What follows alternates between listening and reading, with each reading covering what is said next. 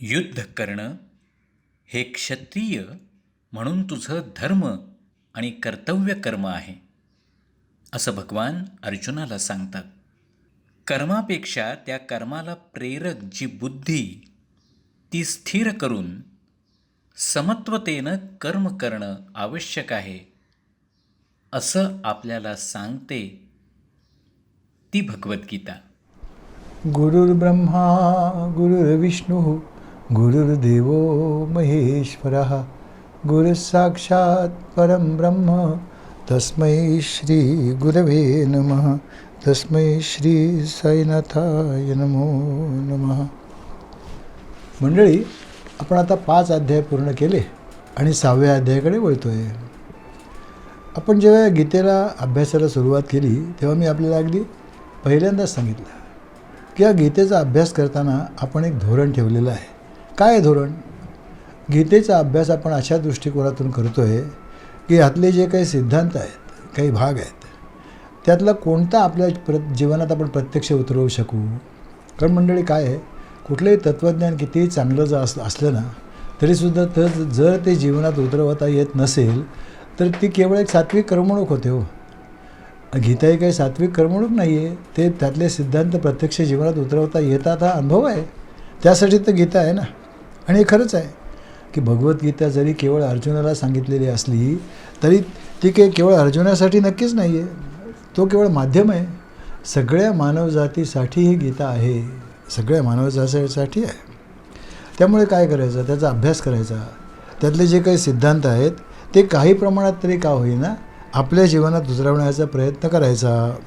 आणि असं जर आपण करू शकलो ना तर आपलं जीवन निश्चितपणे सफल होतं असा अनुभव आहे माझा आणि अनेकांचा आहे, शंकाच नाही. आता खरं म्हणजे काय आहे, भगवद्गीता हा एक आरसा आहे, दुसरं काही नाही आहे. आपलंच प्रतिबिंब निरनिराळ्या पद्धतीने आपल्याला दाखवलं जातं, दुसरं काय.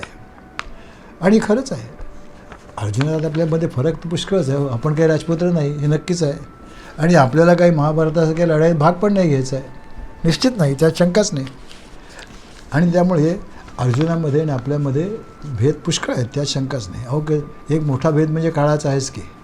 अर्जुन होऊन गेला 5000 वर्षापूर्वी. 5000 वर्षात पुष्कळ बदल झाले.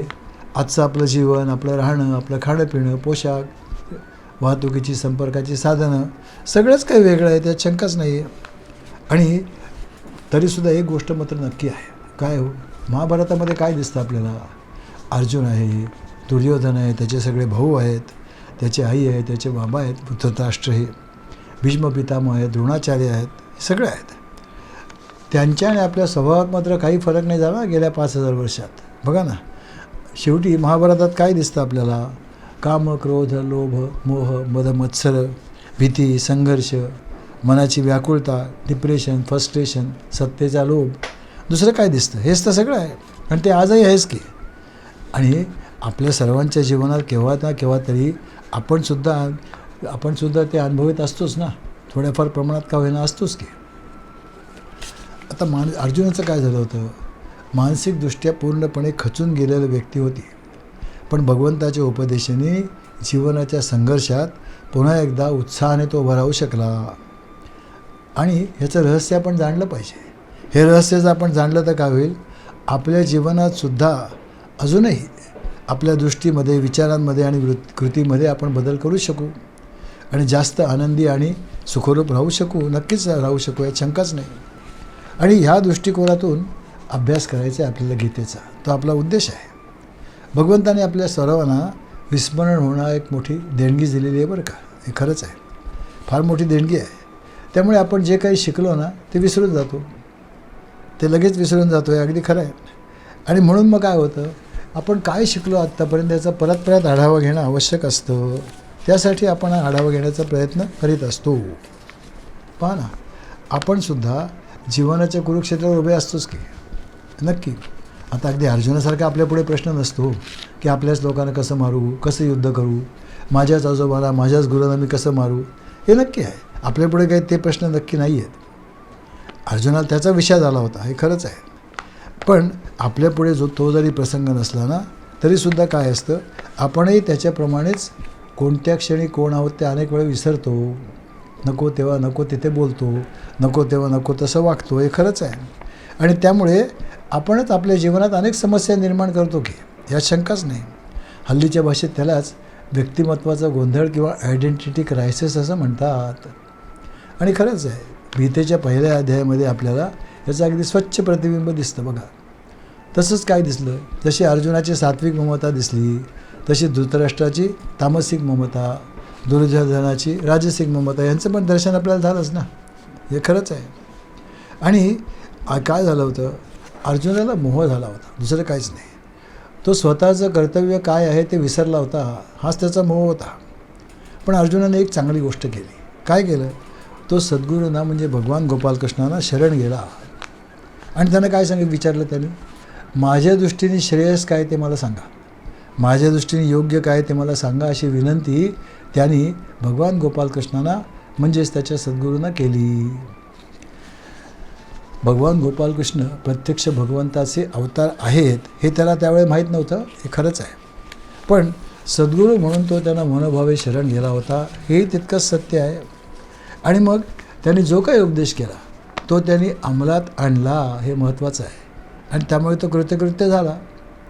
आता आपणसुद्धा जर आपल्या सद्गुरूंना शरण गेलो, त्यांनी उपदेश केल्याप्रमाणे वागलो, तर आपलंसुद्धा कल्याण नक्कीच होईल ना, त्यात काही संशय नाहीच आहे. पण काय होतं, एक तर प्रत्येकाला ज्ञानी सद्गुरू प्राप्त होणं अतिशय कठीण आहे. प्रत्येक प्रसंगात प्रत्येक क्षणी ते उपदेशासाठी उपलब्ध असतील असंही नाही, किंवा नसतीलच, हे खरंच आहे.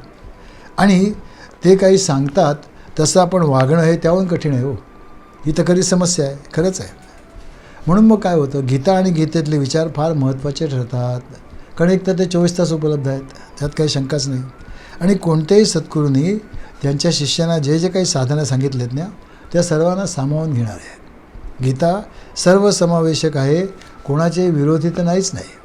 आणि त्यातले जे काही विचार मांडलेत ना, ते वेद आणि उपनिषद विचारांना पूर्णपणे अनुसरूनच आहेत. त्रिगुणात्मक मायेचं प्रथम दर्शन आपल्या अध्यायात झालं ना, त्यावर उपाय म्हणून भगवंतांनी काय केलं, दुसऱ्या अध्यायात आणि त्यानंतरच्या सगळ्याच अध्यायात, संपूर्ण गीतेमध्येच भगवंतांनी समतेवर भर दिलेला दिसतो.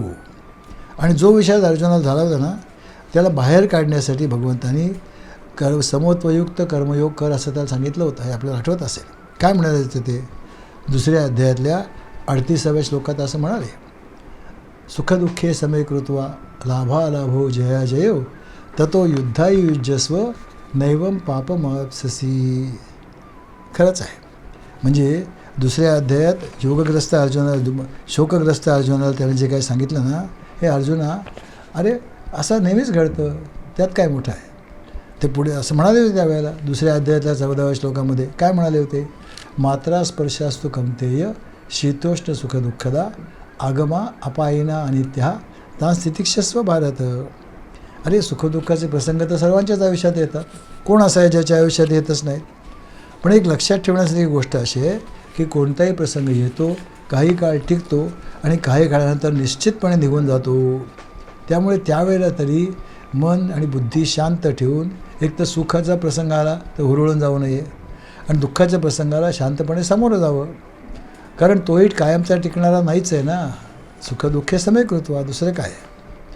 आणि मग शाश्वत टिकणारं काय आहे, काय शाश्वत टिकतो, एक लक्षात ठेवा. त्याची माहिती सांगताना भगवंत असं म्हणाले, फक्त आत्माच एक असा आहे की जो शाश्वत आहे, फक्त त्याचा नाश कधीही होत नाही, त्याचा नाश करताच येत नाही.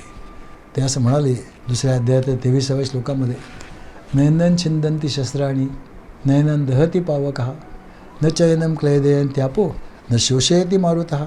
हे तर खरंच आहे. आणि मग काय करायचं, भगवंताला त्यामुळे आत्मरूपाने स्वस्वरूपाने जाणणं आवश्यक आहे. पण परमात्मतत्व जाणण्यासाठी ध्यानसाधना करण्यापूर्वी आपण काही अधिकार प्राप्त करणं पण आवश्यक आहे ना, हे शंकाच नाही. आणि मग त्यासाठी अंतःकरणाची सफाई होणं आवश्यक आहे, सगळी सफाई व्हायला पाहिजे. म्हणून भगवंतांनी अर्जुनासाठी आणि त्याच्या माध्यमातून आपल्या सगळ्यांसाठी दुसऱ्या अध्यायात कर्मयोगाचा उपदेश केला. दुसऱ्या अध्यायाच्या 47व्या श्लोकात ते म्हणाले, कर्मण्येवाधिकार असते मा फलेषु कदाचन मा कर्मफल हेतुर्भू माते संगा असतो अकर्मणी. कर्म करणं आपला अधिकार आहे, निश्चित आहे, त्यात काही शंकाच नाही. त्यासाठी लागणारी कर्मेंद्रिय, ज्ञानेंद्रिय, मनबुद्धी भगवंताने आपल्यापैकी प्रत्येकाला दिली आहेत, निश्चित दिली आहेत. पण त्या कर्माचं फळ केव्हा मिळावं, कसं मिळावं, कधी मिळावं, कुठे मिळावं हे आपल्या हातात नाही हो. त्याला इतर अनेक कारणं आहेत, हे खरंच आहे. अनेक गोष्टी इतर आवश्यक असतात. तिसरं म्हणजे अमुक अमुक कर्म करणारच मीच करणार का, तर मी ते उत्तम करू शकतो, हा दुराग्रह आहे. दुसरेही लोक ते करू शकतात की, त्यात काय विशेष आहे. आणि अमुक कर्म मी करणारच नाही अशी निष्क्रियता पण नको, निश्चित नको. अशी 4 सूत्रं सांगितली. ही सगळी सूत्रं आपण त्यावेळेला निश्चित सविस्तर जाणून घेतलेलीच आहे. सगळे अनेक उदाहरणं त्यासाठी पाहिलेत.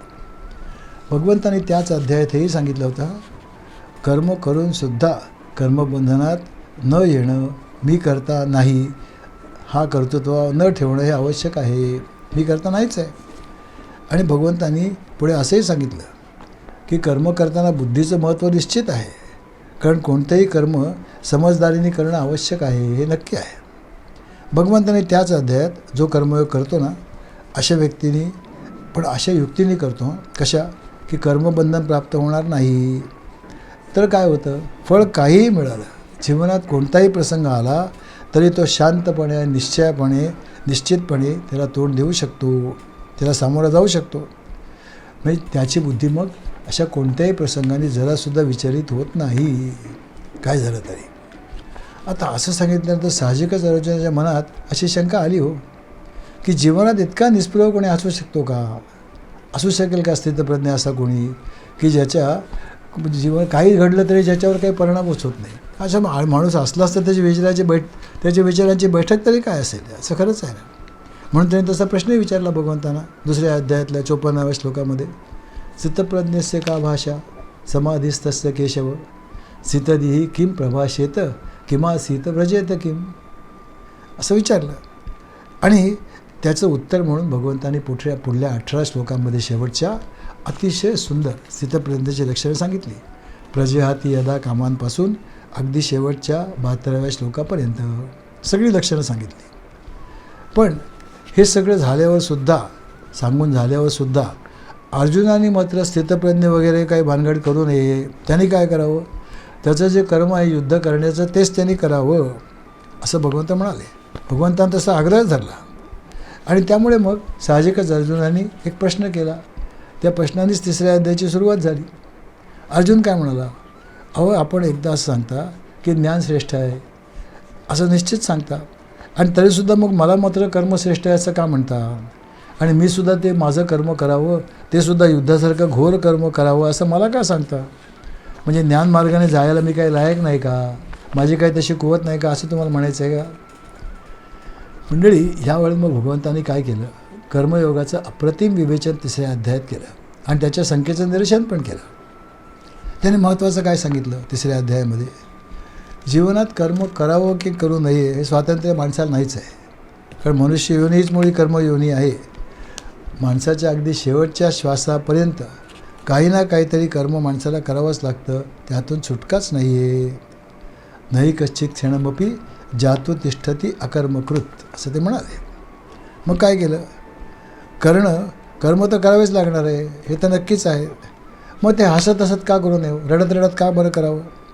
कारण कितीही चिडचिड केली, रागराग केला तरी ते करावंच लागणार आहे ना, हे तर खरंच आहे.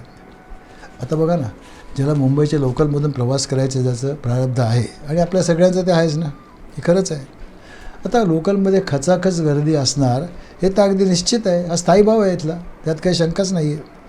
त्यात आता आपण काही बदल करू शकतो का, नक्कीच बदल नाही करू शकत. मग रोजच प्रवास करताना आपल्या नशिबाला दोष दे, चिडचिड कर, असं करण्यात काय अर्थ आहे. त्यामुळे गर्दी असणारी जर आपण स्वीकारलं ना, तर गर्दीतून प्रवास करून सुद्धा आपल्या मनाची प्रसन्नता बिघडणार नाही, हे नक्की आहे की नाही. आणि मग भगवंतांनी कर्म करण्याची एक नवीन पद्धती पण सांगितली बरं का. ती पद्धत म्हणजेच यज्ञ पद्धत, ती भगवंतांनी सांगितली. यज्ञ शब्द भगवंतांनी वापरला आहे, हे खरंच आहे. आता 2 अर्थ आहेत त्याचे. एक तर यज्ञ हे भगवंताचं नाव आहे, हे खरंच आहे.